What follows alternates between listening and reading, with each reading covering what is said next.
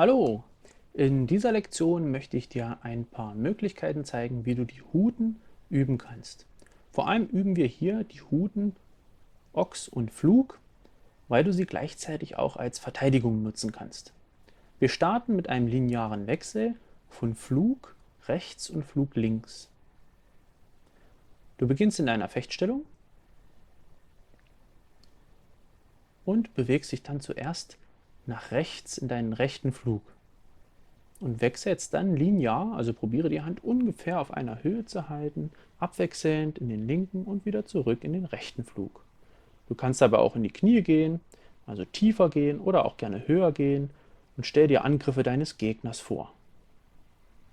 Ebenso kannst du auch halbkreisförmig den Wechsel zwischen Flug und Ochs üben. Wenn du zum Beispiel im rechten Flug startest, dann kannst du in einer halbkreisförmigen Bewegung deiner Hand das Schwert in den linken Ochs bringen und auch wieder zurück. Stell dir auch hier wieder vor, dass du zum Beispiel von einem Gegner in der jeweiligen Blöße angegriffen wirst.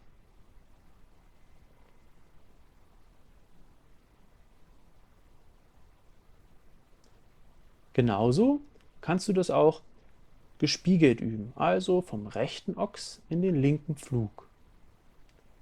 Achte immer wieder darauf, dich ordentlich mit der langen Schneide in der entsprechenden Blöße zu decken und den Ort immer Richtung Gegner auszurichten. Ich möchte dir gerne noch ein weiteres Beispiel geben, wo ich auch das Anziehen zu Stichen zeige.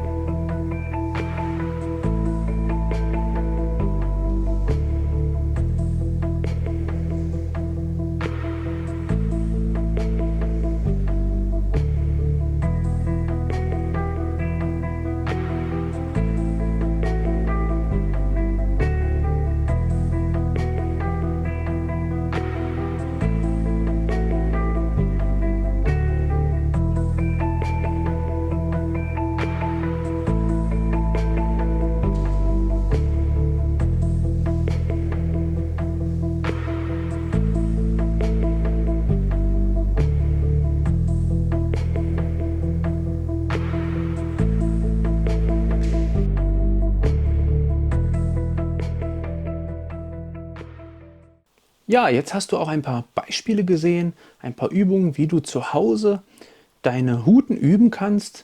Und hier am Beispiel natürlich vom Flug, Ochs, vom Tag, Alber und dem Langort für den Stoß. Ich habe dir in diesen Übungen das Ganze hauptsächlich in deiner starken Auslage, also bei mir ist das dann eben die Rechtsauslage gezeigt. Du kannst das genauso auch üben, indem du mal deinen linken Fuß vorstellst. Du hast ja die Huten kennengelernt und gesehen, dass die Huten in verschiedenen Auslagen geübt werden, eingenommen werden und so kannst du noch etwas variieren. Der Alba und die Hut vom Tag sind natürlich Hauhuten, also Huten, die beim Ausholen oder als Endposition der Heue entstehen. Deshalb habe ich dir nur am Ende ein Beispiel dafür gegeben. Mach dir zum Beispiel einen Zettel und schreib dir auf, in welcher Reihenfolge du die Huten üben möchtest.